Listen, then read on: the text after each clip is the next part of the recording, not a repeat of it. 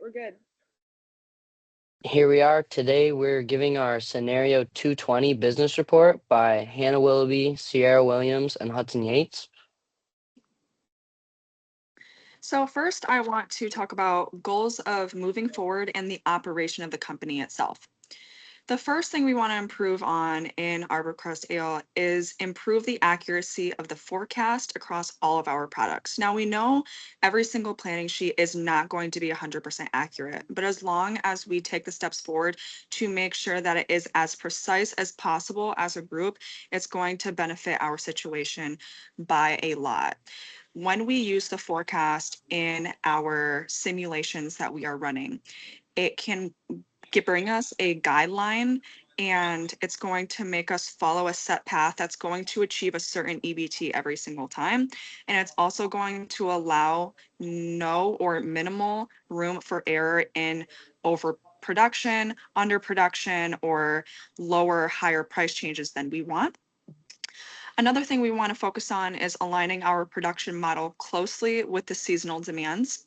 So Alley Cat is a summer beer, Edgar Ale is a winter beer, and Taj Mahal is an all year round. So with that in mind, if we can align our production model in our planning spreadsheet to show that in these winter months, the Edgar Ale will skyrocket. In the summer months, Alley Cat will be at its highest peak with the amount we have to produce. And in those winter months, Taj Mahal and Edgar specifically are the ones that are on the rise. If we align those closely, we are going to be able to maximize the amount that we can reach in terms of revenue and profit that we make for our company. And so that we are also ahead of the market by at least 2 to 3 months due to it's very inconsistent. There's many fluctuation changes. There is also unforecounted for like measurements in the amount that people are buying over time.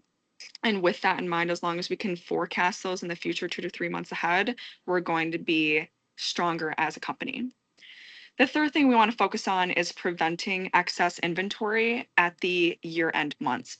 So as we see, and you will see this in our graphs that we will show in these couple of next slides, we have a ton of inventory still within, for example, Edgar Ale, Alley Cat, and Taj Mahal, all three of them. And we need to limit that because the more amounts of money that we are spending on the production of this beer and what doesn't sell, the more money we are losing. So we want to definitely focus on that moving forward for one of our goals. And the last thing we want to focus on is applying these three goals that I just mentioned so far from our 2024 and what we learned from it and pushing it and refining it for 2025.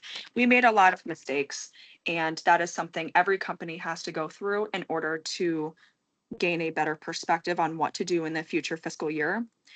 But applying these three strategies that I have outlined for you today is going to ultimately help us be the best company we can for ArborCrest Ale moving forward. Right, so this is our Alley Cat production. As the red is what we did in our spreadsheet, and the black is what we actually did. So as you can tell, in the spring months, we produced a lot less than we should have based on our model. And then in the summer, we produced a lot more than we should have. And this led to us having excess inventory in the winter, or the fall and winter, which is a problem because we had a lot of inventory and the demand was no longer there, which meant that for the prices, we had to lower the price a lot more in the winter, in the fall, so that we would have more demand for Alley Cat because it wasn't there.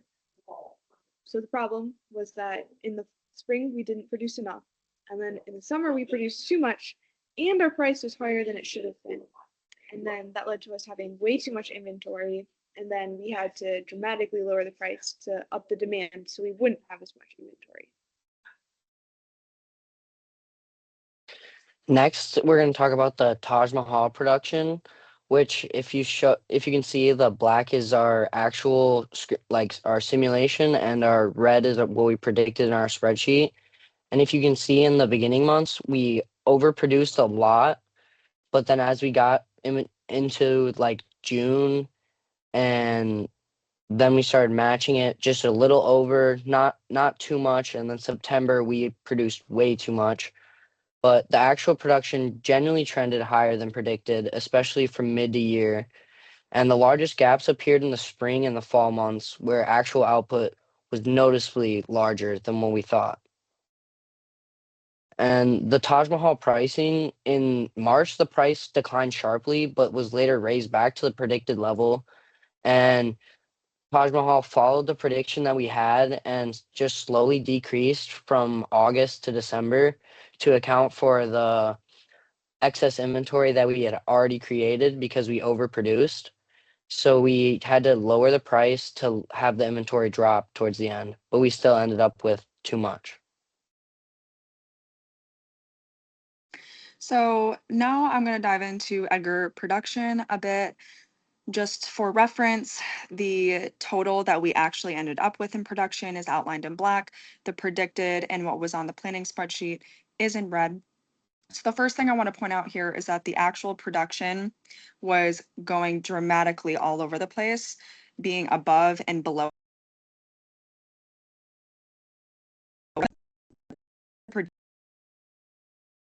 lower than what we actually ordered. And that's due to the amount that we produced is around, I would say, like in the mid thousands. And we see here that is way higher. And when we're moving into the summer months, we're seeing that the production was a lot lower than we predicted once again. And we overproduced. That was a major problem that we outlined amongst every single beer that we have crafted so far. Then during the later months into winter, we actually see the opposite start to take effect.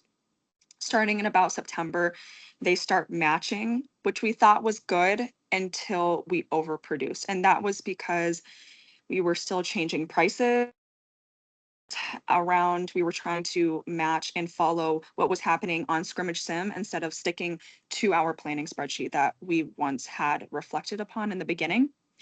And in October, November, and December, we're seeing that, and especially December, when everything started really slowing down, that the total was much higher. So overall, we had a pretty hard time overproducing our material. And for moving on for next time, we need to make sure that our production is truly what we need. And if we need breaks in the middle to account for saving more money and increasing our EBT, then that is exactly what we need to do. But the other thing is pricing for Edgar. And that is the second factor that I want to talk about here. So the actual and predicted prices were very similar. And you can see that, like I said once, the red is predicted, total is in black. When we follow this trend, it is pretty similar up until about May and even through August for the most part, maybe even September and October.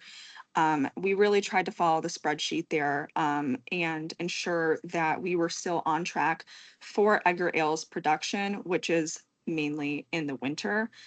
So we didn't have to produce as much of it, which is why you see there isn't a very drastic increase or decrease. It's staying the same. But for October, November, and December, the predicted we thought was going to stay the same the entire time, starting from about June. And what ended up happening is we lowered the actual price quite a bit to about $12. And this is because we had such high overproduction in Edgar Ale, once again, connecting back to the first point. So with this in mind, moving forward, we just want to make sure that we're staying consistent anywhere from June in our summer months going forward. So that way we're not overproducing and then having to lower our costs for our beer in the future so that we can sell more. That was a bad business strategy on our part, and we want to fix that moving forward. To summarize, here's our inventory. As you can see, our spreadsheet plan shows Alley Cat being produced until around the summer months, and then it declines until it's around a little less than 2,000 for the rest of the year. Whereas with our graph, it shows us producing and then letting it go and then again producing again, which gave us extra inventory for the winter that we then had to lower the price for to try to slowly get rid of. For the Edgar Ale, the spreadsheet shows us producing, and actually producing quite a bit towards the end. And then what we actually did is it's kind of more steady throughout, and then at the end we raised it. So it's actually pretty similar to the spreadsheet. And then Taj Mahal, we were supposed to try to keep it a little bit lower throughout the entire year, really. But what we did actually is we ended up producing a lot more of it towards the end. And this is the what we learned and how we will build on that experience for our next year. And going forward into 2025, we're going to try and prioritize Alley Cat Ale in the spring months and try and really build the inventory to its full peak and then let that slowly decline itself into the winter months instead of what we did this year. Because this year we had as you saw in the last slide, two different peaks for the inventory, which ultimately left us with way too much towards the end that we had to discard.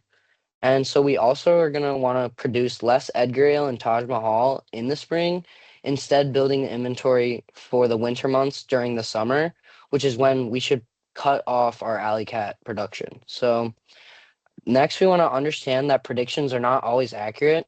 And like Dr. Wagner always says in class, all models are wrong, but some can be useful. So we're going to try and make sure our forecasts are going to be right this next time so we can use them and keep accurate information. And then finally, we want to increase communications between sales and production because ultimately, in this last simulation, our mistakes were made when we weren't communicating between the people making the work center queue production orders, the people looking at the inventory, and the prices. And so we messed up our EBT in the beginning and had to bounce back from that, ultimately stopping us from reaching our goal. So it's important that the communication between all three team members is going to be the most important thing to our success in the next year. And that is the end of our presentation. Hopefully you enjoyed it, Dr. Wagner, and we thank you for your time and we thank you for your time and your class, and we hope you have a good one.